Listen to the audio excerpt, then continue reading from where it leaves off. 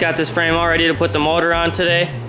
I just got some simple paint on the cross member there, just because it won't be easy to get to paint it. I'm going to paint the rest of the frame with the brush, so it won't be no big deal with the motor there. Here she is, going on today. It's going to be fun.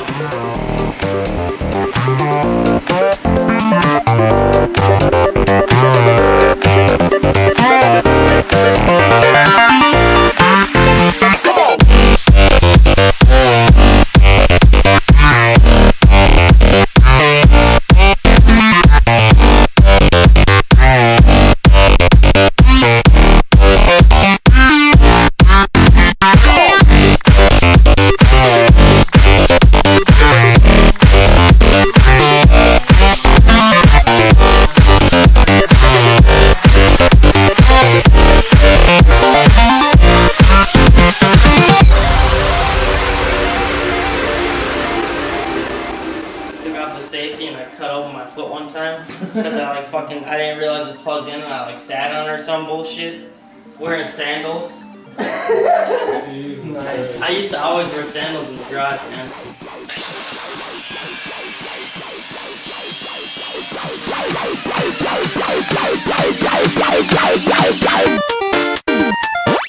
Dude, I don't know, I don't remember. This was like 2 months ago I took this bitch out. See, Dude, I literally thought I'd have this motor on this frame in like 3 days.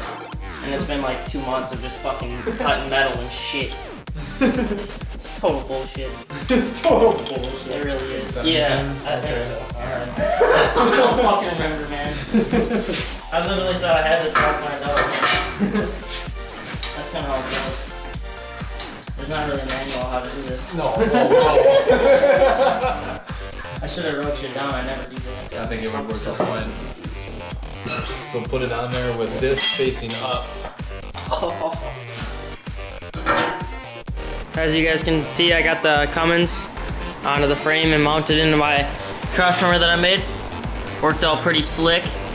Not bad for just measuring. This is my first time ever trying to fit in the cross member, so I'm kind of surprised, to be honest with you. But I took my time on it. It turned out good. Only thing I noticed was, if you look here, the tranny pan angle is 5 degrees, and that needs to be zeroed. Okay, so what I'm gonna have to actually do is this little bracket under here. See this little channel in there? Got it marked where I need to cut it out and clearance it a little bit for the oil pan. I put these in just as preventative for stretching on these angles like this. They're not really necessary, but I have them in there anyways, so I'm gonna end up just cutting like half of it out this way and then back, so it has clearance for the oil pan, because right now you can see it's really close.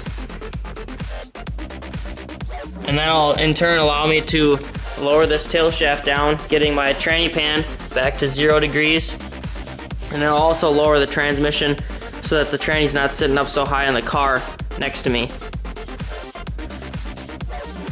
So now I'll get under there with the cutoff wheel and trim this. That's the only fitment issue I see so far. Fit between the frame rails nicely. Had to cut off, which I expected, part of this AC bracket down here. Cut off the rest and clean it up now that it's in. I just kind of cut it up when it was up on the cherry picker. We tried to slide it in, but it was barely hitting.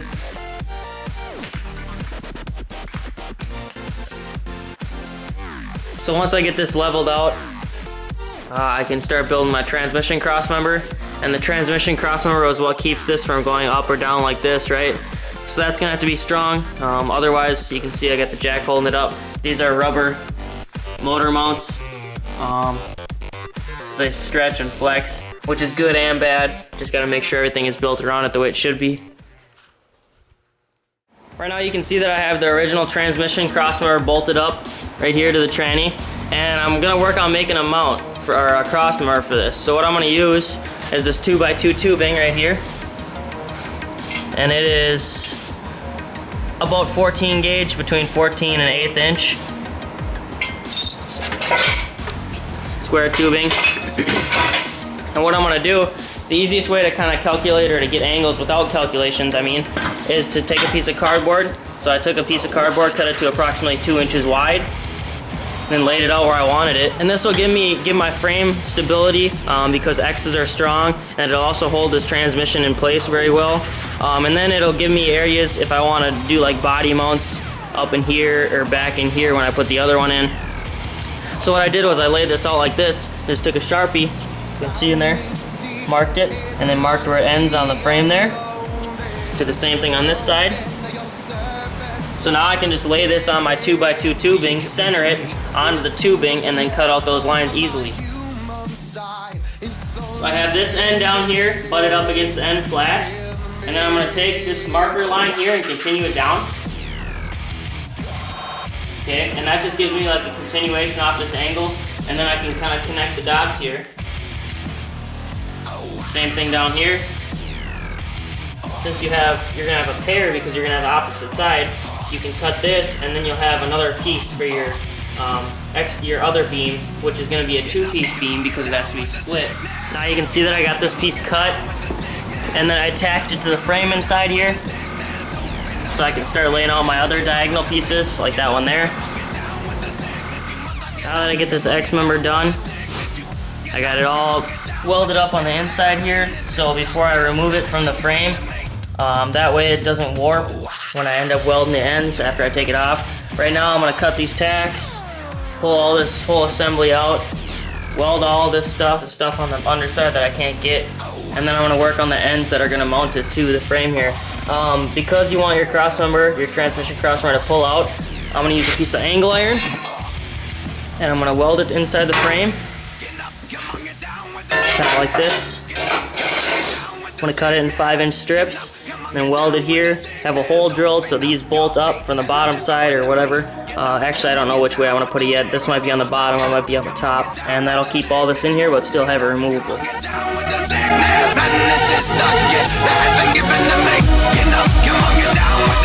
see that I got that X member in there, and then I got this original transmission crossmember sitting here, and I have these spaced up just so it's sitting up in the mount like it's supposed to, right? And then what I'm going to do is I'm going to take this out, I'm going to cut this to only the spot that I need, so the mounting spot, just because this mounting flange would be hard to reproduce because it's got steps and stuff in it. So I'm going to take this out of here. Now that I got it marked, I can cut out my shape or whatever. Okay, and then I can bolt it back up to this, and when that's cut down, I can bring this up to where it needs to be, weld it, and then it's good to go.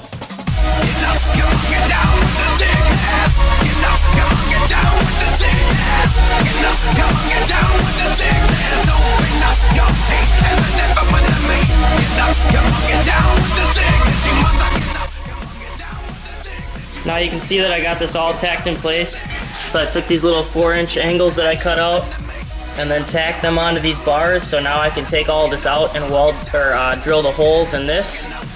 So it's easier when they're together to drill the holes because you don't have to worry about anything lining up. So I just went and tacked all those, and then I tacked along the bottom side here too, but somewhere I can still get it with the cutoff wheel on all these.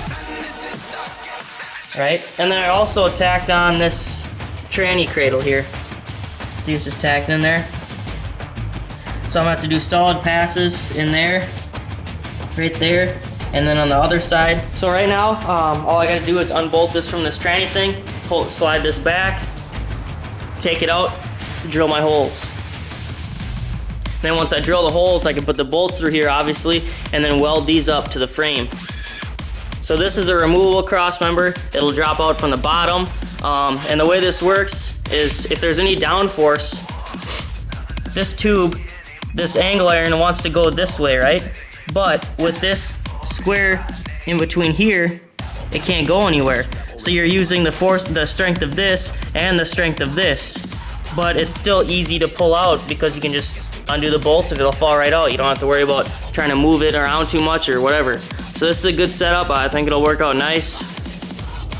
That looks a little bit goofy, but it's all gonna be covered. And I think it's better than trying to do something that would have been a lot more fabrication. So that's that. I'll finish this up and let you guys watch.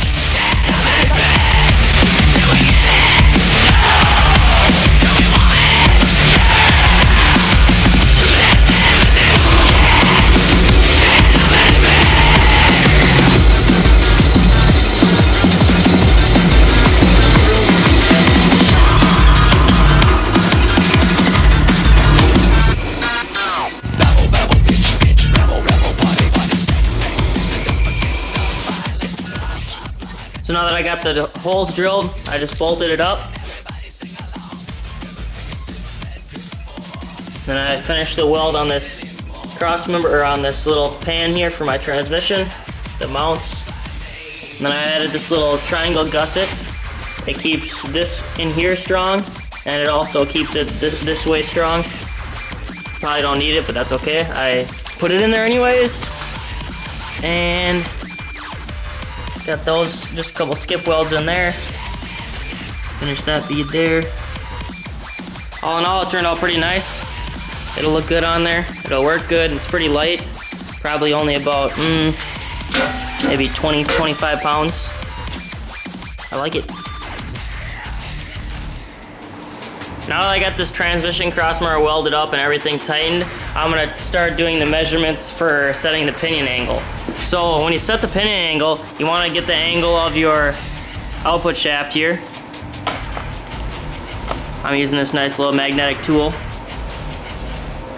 So that says it's -2 degrees. And when you're pitching a rear end, you want it to be 3-degree difference.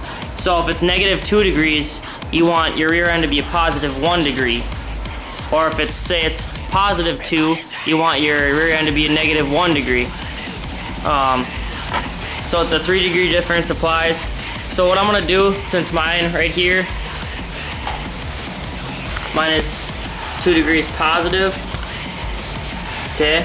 But it needs to be, or wait, that's 2 degrees negative, sorry. So that means that I have to pitch this yoke just a tad bit. With the 4-link, how you do that is you adjust the top bars. So what I'm gonna do is I'm gonna lengthen these top bars, which will in turn bring this up. You can also do the same basic effect by shortening these bars a little bit. But keep in mind that these little bits of differences are gonna change your wheel spacing in and out of your fenders or whatever you're gonna do. So for me, I'm just gonna rotate these up a little bit longer and get this to where it needs to be. So I'm gonna use my jack and I'll jack this up until it gets to my desired angle.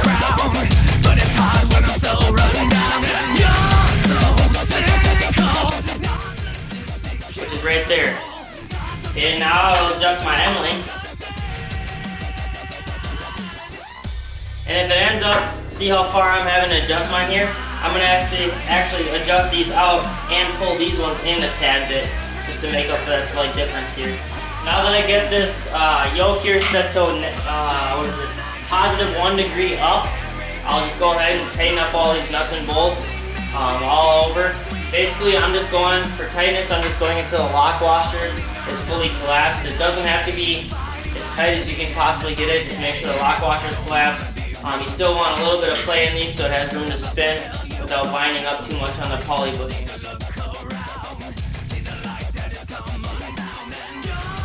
Today I got a cashier's check from a guy that's buying a whole bunch of these parts. A ton of the parts, so almost all of them I have over $1,500 worth. All the shocks, brackets, all the original gauges are in there. Steering linkage, all that stuff. All this stuff back here, just a bunch of random stuff. It's really messy. The front axle, both bumpers, fenders. So that's good. That's $1,500 more I can put into this thing. I'll have about $1,500 in the front end with the bags and stuff, so that pays for that. I'm happy. And I'm happy that some of these parts are getting used because I don't need them. So.